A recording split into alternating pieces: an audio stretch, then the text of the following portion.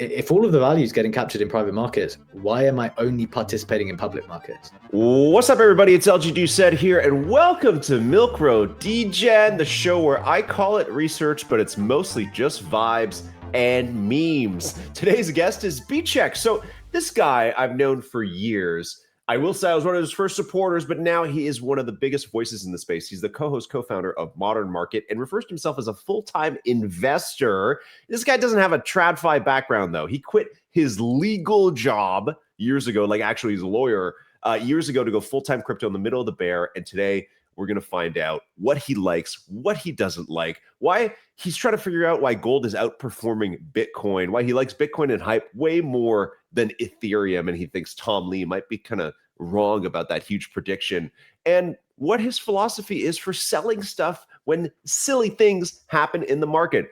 Obviously, I'm so keen to chat with BCheque as somebody I've known for years. So he's going to be on in a second. But before we start, for our listeners, for our subscribers, listen, we're getting the show off the ground. That like button, the comment button, subscribe button, whatever it is, in the iTunes podcast, on the Spotify, on the YouTube, smash it. Give us that review. We need the comments. We need all that. We need the engagement to grow the show. And also, today's episode is brought to you by EarnPark. Select risk-adjusted strategies. The platform automates execution and offers daily or monthly payouts. Enough of that. Yo, BCheque, what's up, man? From the bunker, for this guy from the World War III bunker down there, man.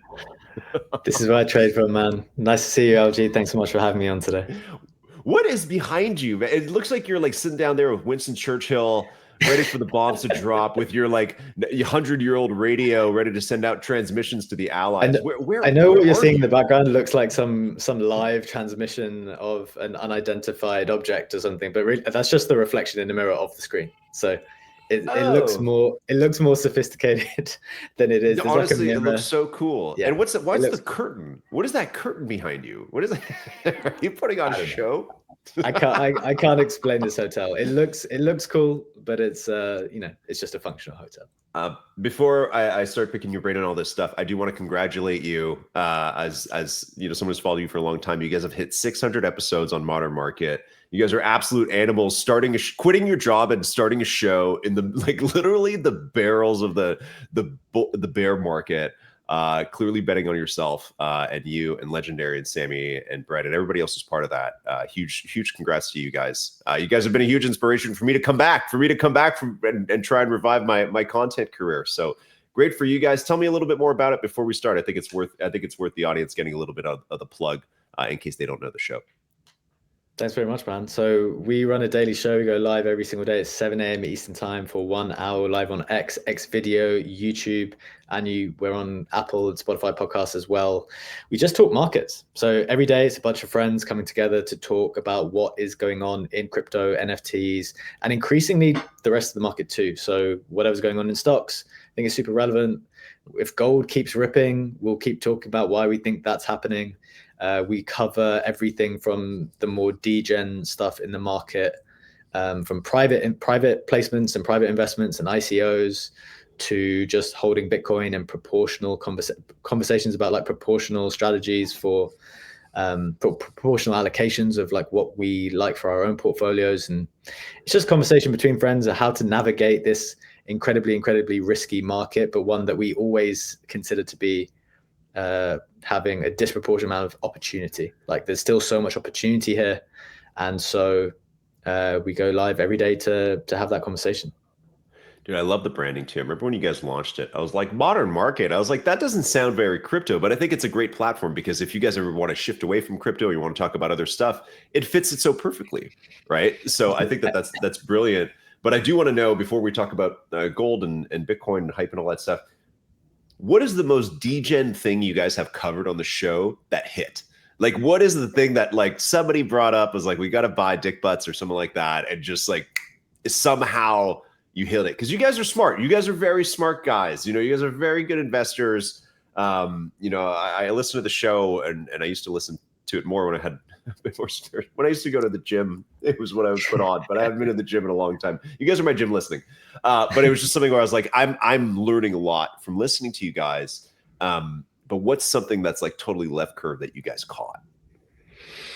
Good question. I think probably arcing back to like November, December, January of the year just gone. I don't know if it was like live catching it on the show necessarily, but we were all over the AI agent arena, like the AI agent conversation where all of those coins were going from nothing to multi-million-dollar market caps, like routinely over and over again. We were very, very on top of that, despite the fact ultimately, and if you just were able to see through some of the veneer of it, like it was just like these random chatbots that were giving you fairly basic responses. It was not a super sophisticated model, although there is some, I think there will be like awesome use cases and interesting use cases for AI X crypto. That first version was not it, but there was incredible amounts of speculation in there. So we were all over that and did really, really well out of that kind of multi-month hype cycle. Mm-hmm. And what would you say is like something Degen that you guys were on that didn't work out? Has there been anything that like all modern market hosts were like, this is going to be awesome, let's get into this, and it didn't go anywhere? For sure. I mean, it probably happens all the time, right? Like if you place a lot of bets, and maybe before we placed more bets, kind of spraying and praying. And I think the market was right for that at the back end of 2024, early 2025. Like you were supposed to just keep pressing the buttons. And I don't know if that's always the right thing moving forward. But honestly, I can't even tell you. There would have been so many things. Like there were multi-AI. I mean, I say we did well in AI agents, but then there were some that I'm even thinking now. Legendary proposed one day. And, we went into the pre-sale and I don't even know what happened to it. To this day, I don't know what happened to it. Like, I just have no idea. It launched, maybe it collapsed. I don't know. We just, in that type of a market as well, you got to keep focusing on the next one. Don't stress too much. So, and, going back to the NFT days, there were definitely things where you back hold things that just don't work out as well. That was actually my first foray into crypto, is via NFTs. So we know how that went. Although I generally did fairly well out of NFTs. Totally, yeah. I think most people I talk to were of the 2021 NFT class. Now going for a second win. So this is actually a good question for you because you really track the market. You look at a lot of other bigger assets. End of last year, start of this year, was it, like you're saying, press every button, buy everything. What is the current state of this market? Because we're still seeing weekly winners. If you go back a month and you buy pump at the right time, you bet on these weekly big ones like Aster and Plasma, ones that you had a couple days to buy for a 2-3x, if not more. Are we at a crazy button pressing time, or what's happening right now? I think there's two opportunities in the current market. One is on the private side. So both of those things you just mentioned, aside from Aster, you mentioned Pump and you mentioned Plasma. Both of those opportunities had an ICO component where a huge amount of capital was allowed in. Actually, not so big on the Plasma side, to be fair, but a huge amount of capital on the Pump side. Even though there was sufficient demand for it, huge amount of capital was allowed in at a certain valuation pre-launch. And the idea being, well, this is going to launch much higher because there's so much demand. And so I think still to this day, including today, as you might have seen, this yield basis launch, which is happening today, which is by the founder of Curve, and it's like insane demand, and I think there's like 5 million available in this. I can't remember the exact numbers. It's 5 million available. So 160 million. million. So little that they're actually selling. Like there's just peanuts for the retail. Exactly. Yeah. But my point is that on the private side, right now in this market, I think teams have realized we need to raise an attractive valuation. We need to give community like maybe not meaningful, but like a stake.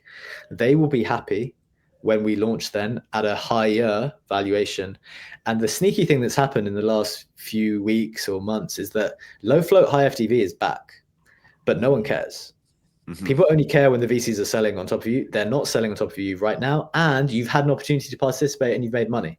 So all the horrible things about low float high FTV, which shifted people into meme coins because, this is so unfair. No one cares so long as they are allowed to participate beforehand, right, and then get to sell before the VCs. Right. So that is 100% back. The circulating supplies are between 10 and 20%. But the point is, you're getting a chance to get in with whatever size you are able to. Plasma, it could have been really big. Maybe pump was also unlimited. You could have got in really big on pump if you were fast enough. And then you've got sold out in yield 12 minutes, man. That was a 12-minute. That was unbelievable. I got in, but I can't believe how fast that they've raised. What, 500 million? Yeah, but plasma went out in like 30 seconds. 30 seconds. Yeah. The plasma seconds. was also nuts. And then this yield basis one is going to be, there's hardly anything to go by. But the point is, there's opportunity there. And then in the second, your second bite at the apple, I think, is for these best assets, plasma, Aster, pump, or whatever, coming out at that exact moment in time, spot, when those come out, depending on the valuation it comes out, it seems like they're all coming out in a way that's like, okay, this is going to move higher immediately. Pump, I think, was different because of the launch dynamics. There was like 33% circulating. So you've got to watch the circulating supply. It was maybe a touch high. That's why it didn't like immediately go up, I think, because there was a lot of sell pressure immediately. Plasma, on the other hand, had way less, and therefore there was more. But I think there's a huge opportunity in the spot market at the moment for these hyped things. As you said, this is like seems to be one a week at the moment.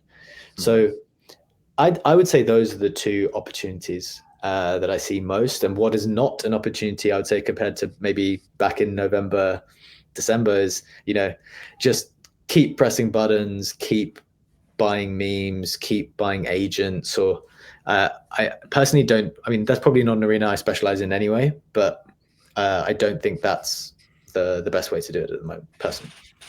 So I guess kind of what we're talking about now is also that there's hold on, my camera. There we go. There's kind of this, like, I don't know if you would call it like a meta, but there's this like VC pre-sale format that we're in. Like, I feel like at no other time in the past have I been as tuned in to like the Echoes, this Station X, Legion, like all these like angel investing sites, I guess you would call them, right? Like kind of like retail focused angel investing sites where you have to join these groups, get invited, then you get to participate in these like pre-sales of all these TGEs that are coming up from these companies that are basically doing like a secondary. Kaido is also a good example right now, with Limitless being like 1,000% oversubscribed at a $75 million val, only raising $1 million from Kaido participants, right? But still, 1.5% of their company. I guess that in itself is kind of like a funny meta that I haven't really been able to track until recently, that these companies are essentially who have a product, who don't have a product yet. Like Yieldbase is a good example, where it's like we don't really know that much about it, but they're still going to launch their token first. Where us, I don't know if we consider ourselves retail investors, but I definitely consider myself like not like retail, like an XRP person walking down the street, but like a crypto Twitter retail person. You know what I mean? It's like I'm not a VC that gets pitched these ideas years in advance. I get them front and center on crypto Twitter with everybody else. That in itself is kind of like a funny thing, right? To me, that it's like we are now so tuned in to these opportunities to do these pre-sales for these tokens a few weeks before they come out. And it's like a different kind of pre-sale meta than we had in the past for like meme coins, or for, virtuals wasn't really like that, but maybe some of the AI stuff was. But that in itself that's kind of a funny thing. And I feel like you have actually been on top of these way more in the last couple of years than most people I know. Like, I feel like you often tweet, I was able to get on this, I bought this when they pitched me on it a couple of years back. Tell me about like that deal flow, man. Like, how have you been able to get in those rooms? Is it because you're like a smart tweeter? How does BCheque become like an angel investor years in advance? And how do you handle the current kind of pre-sale yield basis kind of meta? It's a really good question. It's something I've been thinking about myself, because some people have been asking me. Obviously, it's hard to know at the time that you're doing the right thing, and then you kind of get validated many months later, if not years later. When someone else asked me this question, I don't know the answer, but I think it's something to do with me putting out content in a really consistent way that presents myself in a particular way, which has meant that maybe people think I'm like reliable, smart, relatively sophisticated, maybe good for brand association potentially as well. Like, I think what we try to do at Modern Market is like elevate the conversation, move away from maybe some of the less professional aspects of crypto and try to provide some of that too.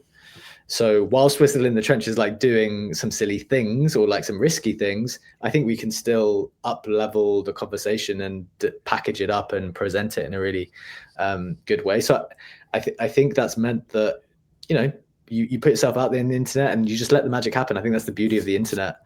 When people hear you speak, when people see you write, people who are similar to you will gravitate. You kind of gravitate towards each other and you attract what you put out there, I think. So, I mean, I hope that's, I mean, that's the optimistic perspective of why it's been the case. But one thing I did learn, and it might be interesting for listeners who are like trying to figure out if they want to participate or start to participate more. It's one thing I realized at one point is like people don't know unless you tell them.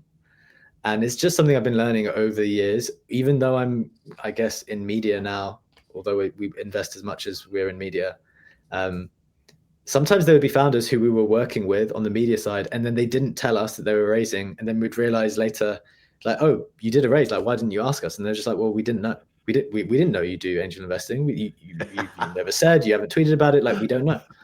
And I realized, like, damn, I think it's so true. And maybe it might not necessarily be everyone's, you know, specific personality to like go out there and be vocal and have those conversations with people.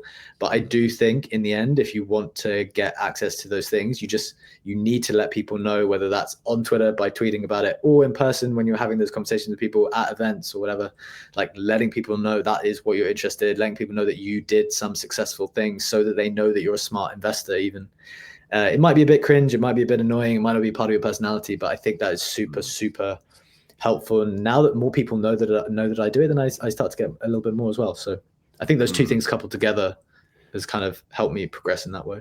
Yeah, you can't get anything if you don't ask, man. That's most of life. What has been your most successful like angel investment in the last couple of years then? Or notable one?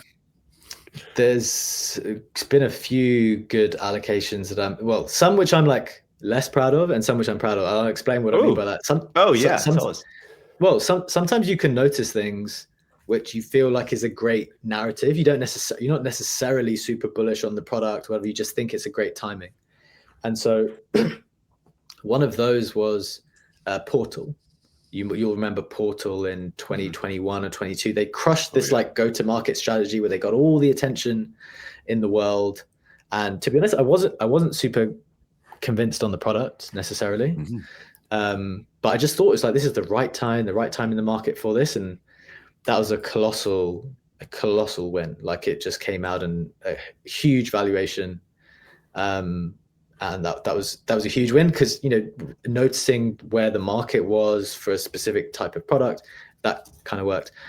The ones that I really like doing more, things like Plasma being, I wasn't in the pre-seed or seed, but like in the ICO version of that, I consider that being smart enough to like get in there, do the research beforehand. So I participated in that. And things like Rect, I'm super proud of. Ovi, I think I've known for a while and has done an awesome job as a kind of trader and investor first and transitioning over as a founder. Orange Cat Games with Spencer. I was in the pre-seed of, which again, I'm super happy with because he's gone on to deliver an awesome product on the TCG game for Pudgy Penguins, but then gone on to acquire Moonbirds. That IP, I think he's doing awesome work with. And I've actually visited his event in Singapore last year. I'm here again. I'm going to check it out again tomorrow. It's just really awesome to see them kind of build out in the real world too. So there's been some other ones as well, but like those ones in particular, I'm super happy because I think I was in like at an earlier stage. And so very, very happy with those. How do you evaluate founders? Very good question. I've been thinking a lot about this at the moment. To be honest, I think it's just if I get along with them. Like I've been reflecting. Say I've done like 15 or 20 deals in the last 2 years. The things that have gone best on reflection are people who I have known before, not a recommendation, not a contact, not anyone else. People I have known personally. And then it's kind of just vibes. Like I know it's not ideal, but it's not ideal advice, but particularly when it's such early stage, like it's just vibes to me. Like if I think that they are hardworking, diligent, got a knack for, got a unique aspect to their personality, which makes them right for the product that they are delivering themselves. But frankly, the product sometimes can change, right? And they've got to be adapted to the market. That's why it's so much more on personality and resilience, and just, do they have a knack of just always figuring out a way to win? I don't know. It's hard to say, but in general, I find the people who I get along with and who I think have a strong background and strong motivation to continue, some kind of combination of those few things. But it is hard. It's a bit of an instinctive thing, I've found. Right on. And I don't know, and I don't always get it right, by the way, as well. Like sometimes, no, but that's investing. Instinct and you're getting it wrong. But in general, I think I'm more often than not, the instinct kind of works, and so I see no reason to kind of change from that at the moment. Stable coins are important, but honestly, they're kind of boring. No wild price swings, no adrenaline rush, but EarnPark changes that by letting you put your spare USDT to work with automated yield strategies that earn up to like 30% APY on USDT, 15% on Bitcoin, 7% on Ethereum, Solana, and Dogecoin. What you do is you go to earnpark.com and you sign up. You pick your risk level, like low, medium, or high, and EarnPark automates everything with daily or monthly payouts. Pretty simple. It's like CeFi simple, but with DeFi transparency. If you're ready to start, go to earnpark.com today. Can I ask you, I don't know, this isn't really related to angel investing, but I just remembered when you were talking about allocations. What happened to your airdrop tracker? Because for a while you were posting this Excel sheet of all the like insane airdrops you were getting, and some of them were on referrals. And as I was so jealous, you had like a huge EtherFi allocation, and I remember you writing me like, I think this is mainly from referrals. But you were early to restaking and all that kind of stuff, right? Liquid staking. So, but tell me about that. Tell me a little bit more about airdrops, because I know we just wrote an article last week about Q4 is going to be huge for airdrops. A lot of people kind of holding their breath for that, right? Meteora just put out their mechanics yesterday, which looked awesome and different, which is cool. But tell me about your like airdrop tracking journey, and maybe we can kind of dovetail that into Q4 chat. Okay, well, yeah, I'll go over the Did you stop posting it because you were making too much money on airdrops? Did you or do you still post it? I just don't see it. No, I did stop posting it. I just couldn't be bothered to track it anymore. Wow. So yeah. So the fun thing for people maybe listening and starting out or early on is that like when I came into Spain in 2021, I had no idea what was going on. I didn't understand why people were getting free money. And then one of my friends, well, it was Legendary, my co-host, my co-founder, was doing really good at it. I was like, man, what the hell is this? Like, if I'm going to be in this space as well, I need to get a slice of this. Like, how do you do this? Like, what's going on? And he basically showed me a lot of how to participate, how to use different protocols and make sure you have activity and stuff like that. So we did it quite intensely in the bear market when you had a bit more time. But now I would say the way my philosophy for it, and became fairly lucrative as well when you use these protocols and activity, and then as part of their distribution you get a certain allocation of their tokens. What it's kind of become now is more just allocating as much as you can, or being active on the protocols that you are super bullish on. It actually is kind of like angel investing. I know you said this is a question not about angel investing, but I consider it like angel investing, because where you want to allocate your capital, you can't just say there's 1,000 protocols, I want 1,000 airdrops, let me put $10 in each. It doesn't work, because some of those protocols will be bad or not as good as others. Unless so you need to hold on, but let me cut you off. There is one example that I used that I think was from you, which was Jupiter, because I remember you saying that you did like one transaction and you got like 10,000 tokens. So there is still in some ecosystems, and maybe that's hyper EVM, but like for the future. But sometimes it does pay to just go do one thing.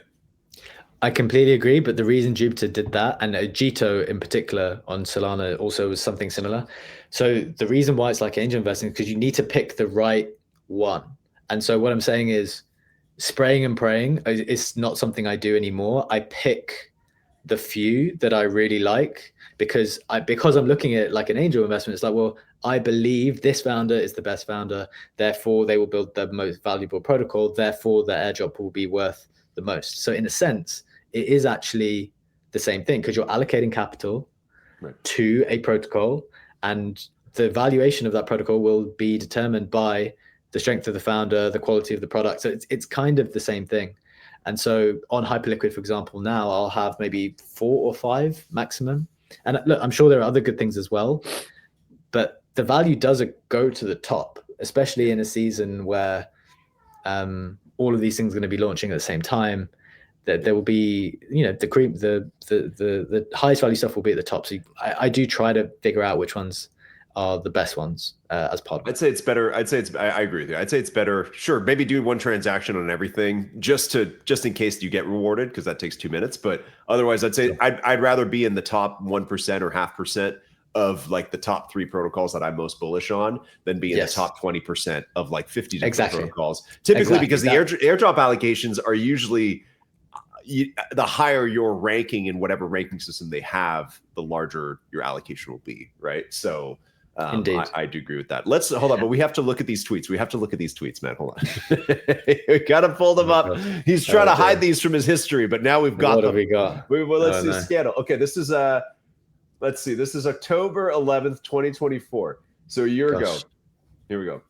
Let's look at this chart first. Okay, so we've got Judo 14K. Jupiter's blank. I don't know why. I thought we already had Jupiter at that point, didn't we? Yeah, maybe it was waiting for a second one or something. I don't know. ALT. What's ALT? $800. What's that? I don't know. Okay. Manta 3800. Oh, DYM, man, that thing. Manta, I remember that chain. Manta. Ether 545K, man. That's amazing. Athena 5K. Tensor. Like the marketplace on Solana, 10K. That's wow, nice. these are really good. Yes. Oh man, this guy's so rich he forgets about these peanuts he made once. Blast 23K, although that probably took a lot of work because that was Blast was a lot. The thing is, Blast, I said to people, you got to value your capital and your time. And what I've evolved into, and partly during Blast as well, is like I don't have time to farm these things aggressively. So I'm not putting in the time. I'm using capital. So you got to see, everyone else listening, it's like you got to figure out, are you high capital, high time, high capital, low time, loads of time, low capital? Like you got to figure out your distribution between those two things. And with Blast, I was high capital, but I wanted to reduce the amount of time that I was doing it. And a lot of people went the other way around and got burned because they tried to burn loads of capital, invested loads of time, and then it didn't work out as well. So you got to manage your risk with these things just like you do everything else. Especially the gaming projects like Wolf Game and Cambria, which I think you could still do well. There was still like a decent output for gold price, but it was like that was a lot of time to invest. I didn't do any of those. I don't play the games. It's too time intensive. You know, one that's interesting here is the bottom one for Eigenlayer creator, which that was that was like a pre-InfoFi campaign, because they opened up their forum prior to their airdrop and said, hey, if you've been tweeting about us, writing about us, podcasting about us, let us know and submit your media. And that's pre-Kaito or at least Kaito in its current format, right? Or at least over a year ago.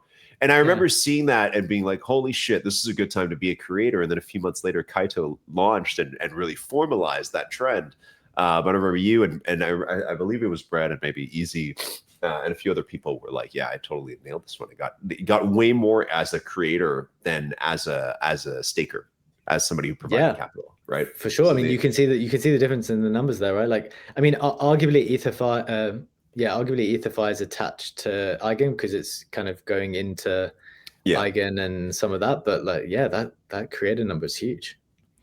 Yeah, that's congrats, man. Congrats on your airdrops that you've forgotten about.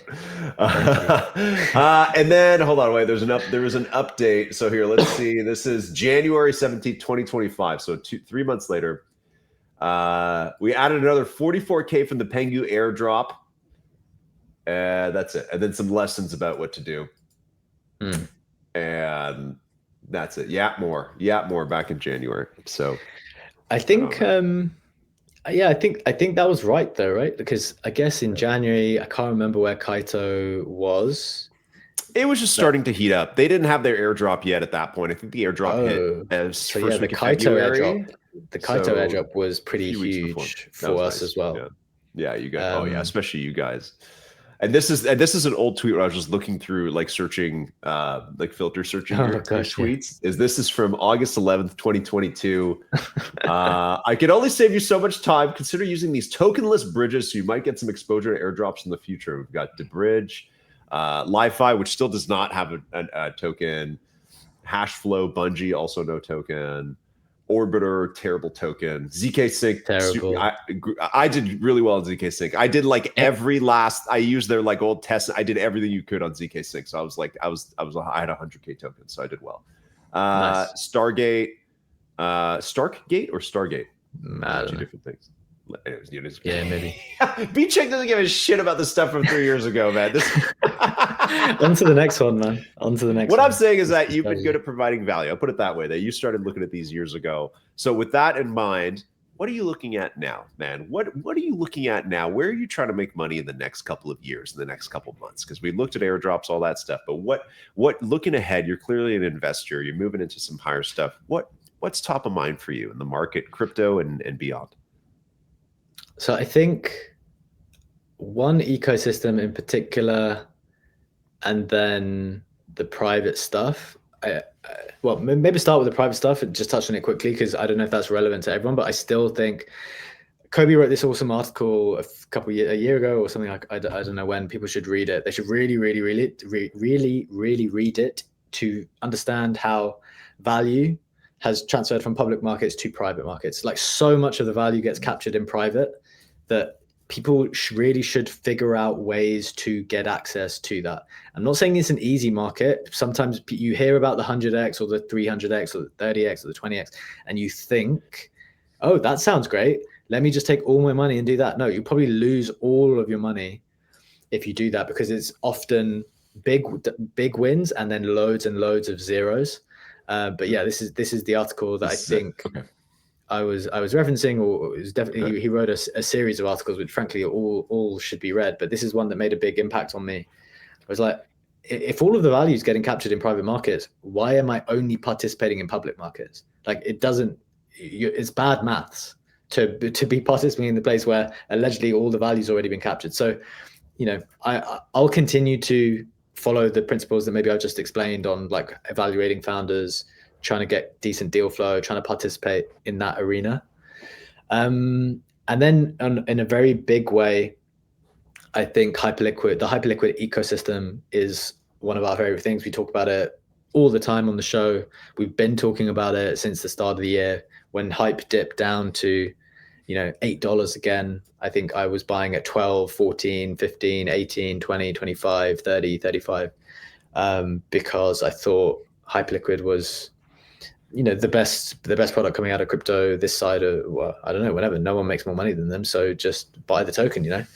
And so what it enables is this whole hyper EVM ecosystem to be built around it, all of which those protocols are also going to have tokens. So I feel like the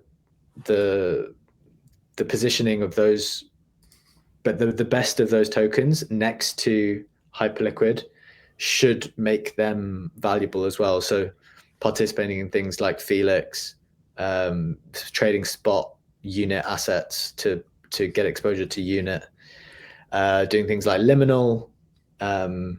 What are the other ones I like? Those are some of the main ones that I'm using at the moment. There's probably some more as well off the top of my head. But so that hyperliquid ecosystem, I think, kinetic, you know, kinetic liquid staking.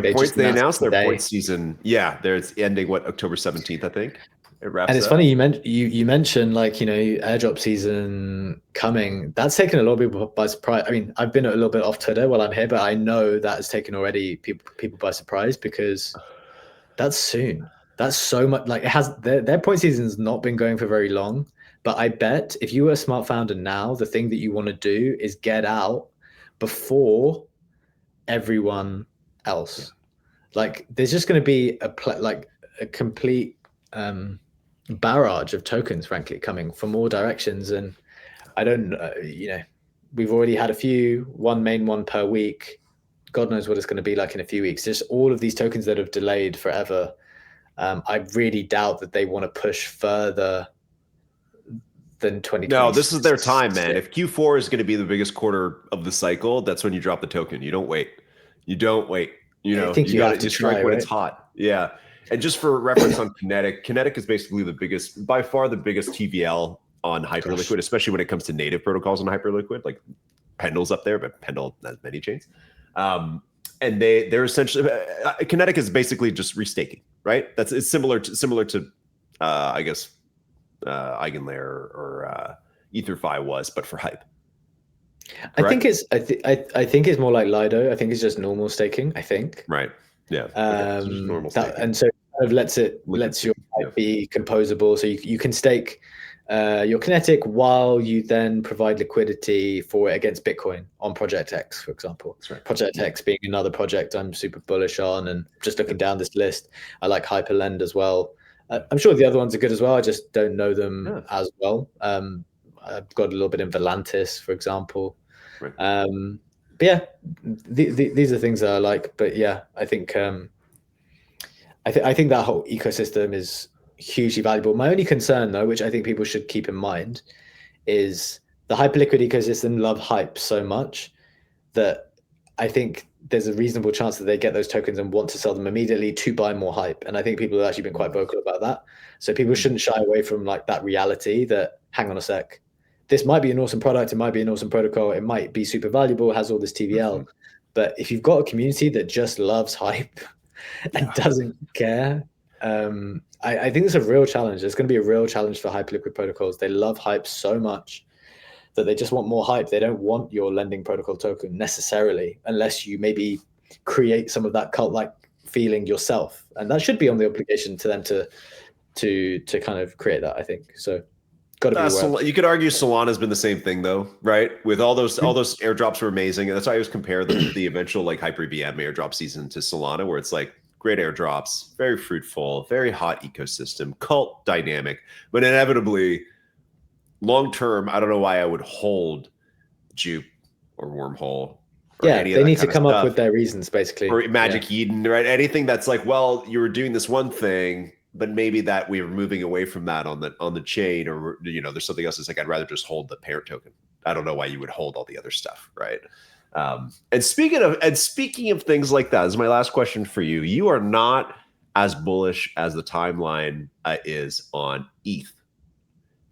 You're telling me before that Tom Lee, you think his predictions of whatever it is, 10, 20, 30K, it will not happen anytime soon. Tell me a little bit more about that before we wrap out. I'm just not certain about any of these assets that have DATs at the moment. Like if you think, I always try to think about the marginal buyer, or that's one way my brain's been trained, and I might be wrong here, or someone can tell me that I'm wrong, but the DATs have been buying, and they bought in size and the price went up, and now most of them are trading below their net asset value and they can't raise more money, and therefore they're not buying more.